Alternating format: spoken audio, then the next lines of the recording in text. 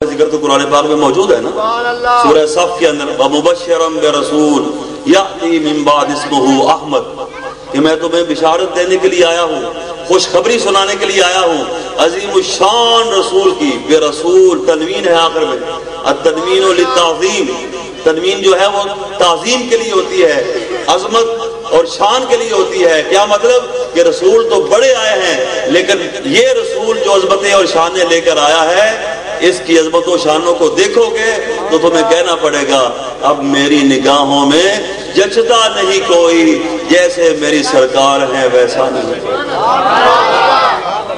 عیسیٰ علیہ السلام نے کیا کہا؟ مبشرا برسول، اے لوگوں میں تمہیں خوشخبری سنانے کے لیے آیا ہوں، میں تمہیں بشارت دینے آیا ہوں۔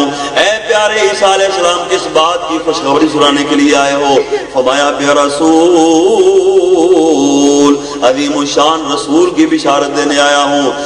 برناباس کی انجیل کے اندر آج بھی یہ جملے موجود ہیں۔ برناباس کی ایک 4 انجیلیں تو ہے نا، لوکا، متی، یوحنا، مرقس، ایک 5ویں انجیل بھی ہے، اور یہ 5ویں انجیل جو ہے اس کے بارے میں مودودی صاحب نے بھی لکھا ہے کہ اگر دنیا میں کوئی صحیح ترین انجیل ہے تو یہ برناباس کی انجیل ہے، اور اس کے اندر یہ بات موجود ہے کہ عیسیٰ علیہ السلام نے اپنی قوم کے سامنے خطاب کیا تو لوگوں نے عیسیٰ علیہ السلام کے نعرے لگانے شروع کر دیے، عیسیٰ علیہ السلام پر قربان ہونے لگے، جذبات کا اظہار کرنے لگے۔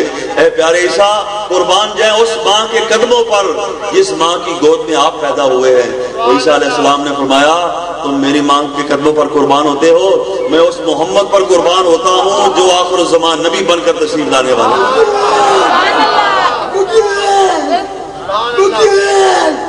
اور برناباس کی انجیل میں ہے کہ لوگوں نے کہا ہے پیارے عیسیٰ، آپ اتنی شان کے مالک ہو کر مردے کو آپ ہاتھ لگاتے ہیں تو مردہ زندہ ہو جاتا ہے، اندھے کو ایسا اندھا، آما نہیں فرمایا، اکمہ فرمایا۔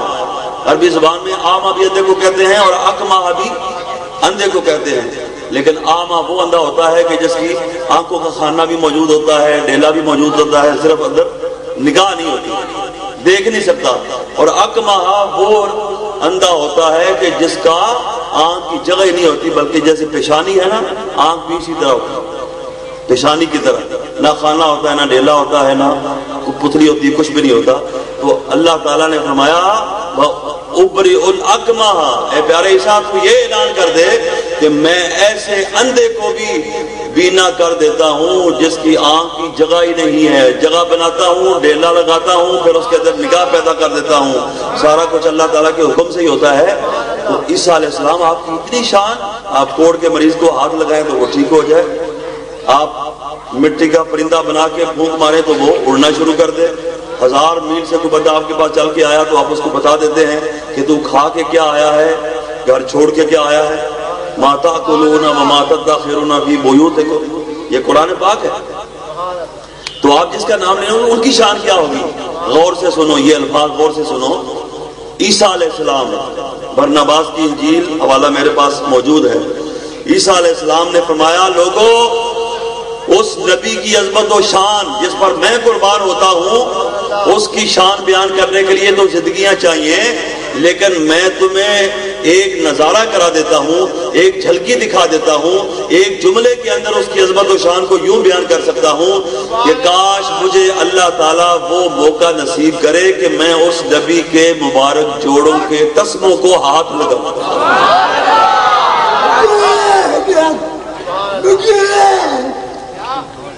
میں اس نبی کے جوڑوں کے تسموں کو ہاتھ لگاؤں۔ انہوں نے کہا ہاتھ لگا کے آپ کو کیا ملے گا؟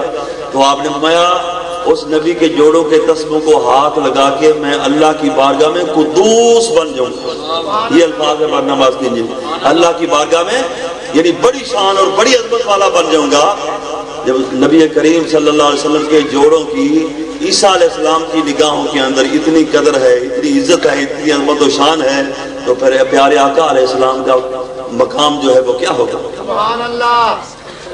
ایک ہندو نے بڑی مزے کی بات کی ہے، ہندو نے سرکار کے جوڑوں کا ذکر آیا نا تو ہندو کہتا ہے، یہ بات اس لیے کر رہا ہوں تاکہ وہ لوگ جو مسلمان کہلا کر کلمہ پڑھ کر حضور کی عظمت بیان کی جائے تو ان کا کے چہرے کے اوپر 12 بج جاتے ہیں، وہ یہ دیکھیں کہ حضور کی شان بیان کرنے والے صرف مسلمان ہی نہیں ہیں بلکہ ہندو اور غیر مسلم بھی حضور کی عظمت اور شانوں کو بیان کرتے ہیں. اس لیے تو حضور کا نام محمد بھی ہے، احمد بھی ہے. سبحان اللہ. محمد بھی ہے اور اللہ کا ایک ذاتی نام ہے، حضور کے دو ذاتی نام ہیں. کتنے؟ آج کل تو لوگ اس چیز کو شرک کہتے ہیں نا، کہ اللہ کے ساتھ رسول کا ذکر کر دیا جائے، یوں کہہ دیا جائے کہ اللہ کی اس بارے میں ایک شان ہے، حضور کی دو شان ہیں. آج کل تو حضور کا نام اللہ کے ساتھ لے لینا اس کو شرک کرتے ہیں. اللہ رسول کا کرم ہے یہ کہہ دیا، مشرک ہو گئے. اللہ نبی وارث یہ کہہ دیا، مشرک ہو گئے. اللہ مدد، باقی سب شرک و بدعت. ہاں جی، رسول پاک صلی اللہ علیہ وسلم سے سوال کر لینا، استغاثہ کر لینا، مدد مانگ لینا. حالانکہ رسول کی مدد اللہ ہی کی مدد، جیسے رسول کی اطاعت اللہ کی اطاعت، رسول کی محبت اللہ کی محبت، رسول کی بیعت اللہ کی بیعت، رسول کی رضا اللہ کی رضا. اللہ تعالیٰ نے اپنے یعنی محبوب و محب میں نہیں میرا تیرا. سبحان اللہ. صحابہ کرام کے دور میں ایسا نہیں ہوتا تھا. ایک ایک حدیث میں 8 مرتبہ صحابہ کرام نے حضور کی بارگاہ میں عرض کیا اللہ و رسولہ عالم. اللہ زیادہ جانتا ہے اور اللہ کا رسول زیادہ جانتا ہے. حضور نے کبھی ایک بار بھی نہیں کہا بھائی اللہ زیادہ جانتا ہے، جب یہ ہو گیا تو ساتھ میرا نام لینے کی کیا ضرورت ہے. پھر اللہ کے ساتھ بھی زیادہ جاننے کی اللہ کی طرف بھی نسبت کر دی اور میری طرف بھی زیادہ جاننے کی نسبت کر دی. تو ایسی یہ بات تو درست نہیں ہے. صحابہ کرام تو یہ بات شرک نظر نہیں آتی تھی، لیکن آج کل اللہ کے ساتھ حضور کا نام لے لیا جائے وہ کہتے ہیں کہ پتہ نہیں عقیدے کے اندر کمزوری آ گئی ہے اور توحید کے اندر فرق آ گیا ہے. اللہ نے تو ہر مقام میں اپنے نام کے ساتھ اپنے محبوب کا نام رکھا ہے. کلمہ لے لو، اذان لے لو، اقامت لے لو، نماز لے لو. کوئی مقام ایسا نہیں ہے کہ جہاں اللہ نے اپنے محبوب کا نام نہ رکھا ہو. ہاں، جب جانور ذبح کیا جاتا ہے نا تو صرف اللہ کا نام لیا جاتا ہے، اللہ کے رسول کا نام نہیں لیا جاتا، کیونکہ حضور رحمت للعالمین ہیں اور جانور کو ذبح کیا جا رہا ہے. اور اس کا مطلب یہ ہوا کہ جہاں ایمان ذبح ہوتا ہے وہاں رسول کا نعرہ نہیں لگتا، وہاں رسول کا نام نہیں لیا جاتا. سبحان اللہ. رسول کریم صلی اللہ تعالی علیہ وسلم کا نام جو ہے وہ تو حیات پیدا کرنے والا ہے، وہ تو زندگی پیدا کرنے والا ہے. اور جہاں زندگی ختم ہو رہی ہو وہاں رسول کا نام مناسب نہ رکھا گیا. باقی ہر مقام پہ اللہ نے اپنے نام کے ساتھ اپنے محبوب، بلکہ تفسیروں میں لکھا ہے کہ جب یہ آیت نازل ہوئی نا وَرَفَعْنَا لَكَ ذِكْرَكَ، اے پیارے ہم نے آپ کے ذکر کو آپ کے لیے بلند کر دیا. تو حضور نے جبریل سے پوچھا یا اے جبریل مجھے بتا تو صحیح اللہ نے کیسے میرے ذکر کو بلند کیا ہے. تو جبریل نے کہا یا رسول اللہ، اللہ تعالیٰ فرماتا ہے اذا ذکرت ذکرت معی، آپ کے ذکر کو ہم نے ایسے بلند کیا ہے کہ اللہ فرماتا ہے محبوب جہاں میرا ذکر ہوگا ساتھ تیرا بھی ذکر ہوگا.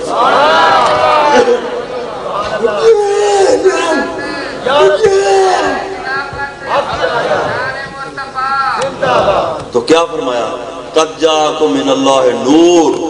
ہر نبی اپنی اپنی امت کے سامنے حضور کی آمد کا ذکر کرتا رہا اور یہ کہتا رہا کہ لوگوں ہمارے بعد آخر الزمان نبی آنے والے ہیں، ہمارے رسول آنے والے ہیں، امام الانبیاء آنے والے ہیں، خاتم النبیین آنے والے ہیں.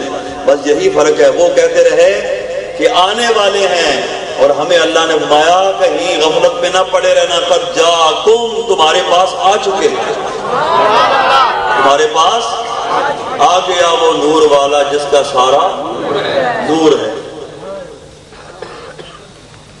یہ زبور جو ہے اس کا ہیکل سوم، اس کے اندر یہ بات موجود ہے. اگر خالی زبور کے اندر ہوتی تو ہم کہہ سکتے تھے کہ زبور جو ہے وہ محرف کتاب ہے، اس میں تعریف کر دی گئی ہے، تبدیلی کر دی گئی ہے. لیکن اس بات کی قرآن پاک نے بھی تصدیق فرمائی، اس لیے میں آپ کے سامنے بیان کر رہا ہوں. داؤد علیہ السلام نے اپنی امت کے سامنے حضور کی عظمت و شان کا تذکرہ کیا اور یہ کہا کہ لوگوں میں جا رہا ہوں، میرے بعد وہ آنے والا ہے جو عبد الآباد تک رہے گا. سبحان اللہ. یہ الفاظ ہیں زبور ہیکل سوم کے اندر.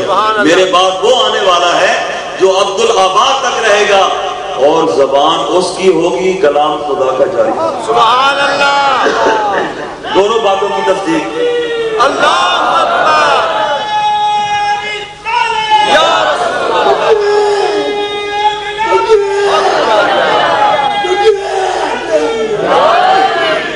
ان دونوں باتوں کی تصدیق کر دی قرآن مجید نے، اس لیے ہم یہ ماننے پر مجبور ہیں میں جا رہا ہوں، میرے بعد وہ آئے گا جو عبدالآباد تک رہے گا.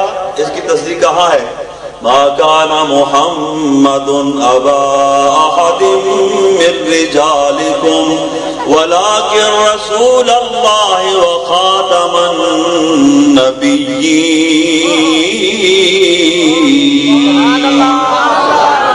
اور دوسری بات کی تصدیق اللہ پاک نے سورہ نجم کے اندر فرما دی، وما ينطق عن الهوى ان هو الا وحی یوحى.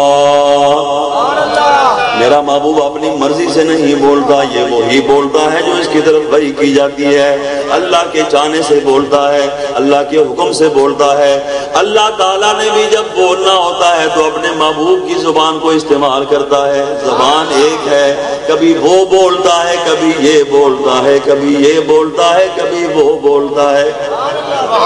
یا اللہ تو کیا بولتا ہے؟ فرمایا میں وہی بولتا ہوں جو میرا مصطفیٰ بولتا ہے. یا رسول اللہ آپ کیا بولتے ہیں؟ فرمایا میں وہی بولتا ہوں جو میرا خدا بولتا ہے.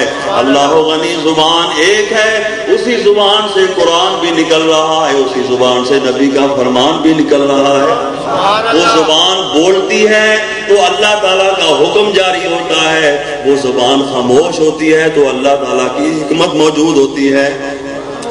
اے تیری آواز آواز خدا اور خاموشی تیری راز خدا.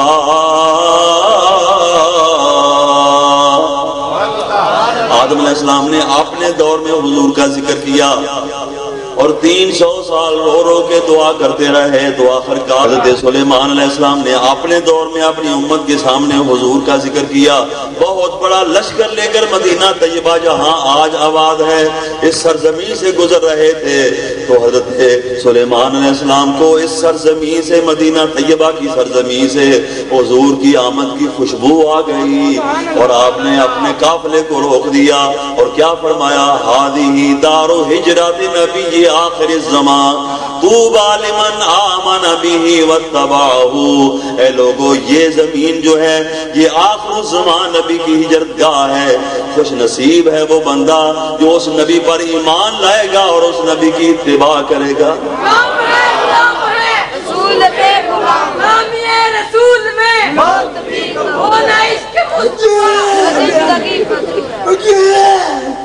وہ جس کی شان میں داؤد نے نغمہ سرائی کی، وہ جس کے واسطے شاہ سلیمان نے گدائی کی. آپ اور ہم کتنے خوش نصیب ہیں کہ اللہ کے نبی دعائیں کرتے رہے، یا اللہ ہمیں اپنے محبوب کا امتی بنا لے. ہم نے تو